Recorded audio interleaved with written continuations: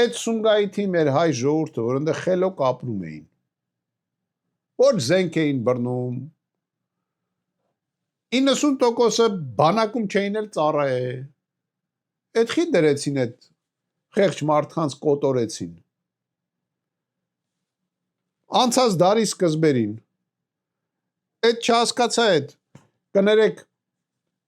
Ստամբուլի հայերը ինչ էին արել կամ Անկարայի հայերը ինչ էին արել, որ դրեցին փողոցներում սպանեցին։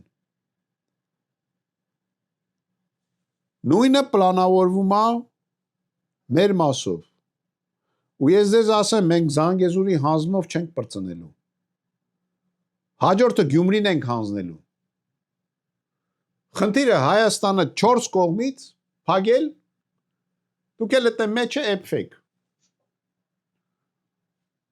Որտեվ թե տնտեսապես, թե ռազմական տեսակետից իրենք ավելի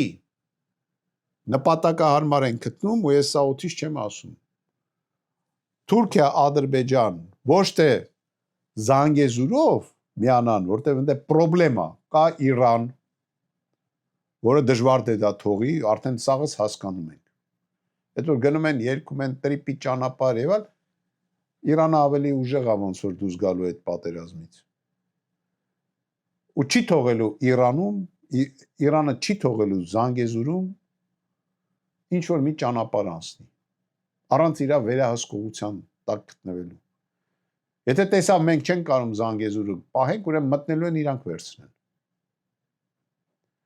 Իսկ վերևը Գյումրիի ուղղությամբ թուրքերն ու ադրբեջանցիներն են մտնելու։ Ու Նիկոլը այդ սա հանձնելու է։ Չի լինելու խաղաղություն։ Ու ինքը այդ վերակալը այդ լոզունգը իր համար սարքե։ Ինքը տանում է մեր ժողովրդին դժոխքի առաջ կանգնեցնի։ Ու ես սա որպես մասնագետ եմ ասում։ Ու տեղեկացված մարդ այդ ոլորտում։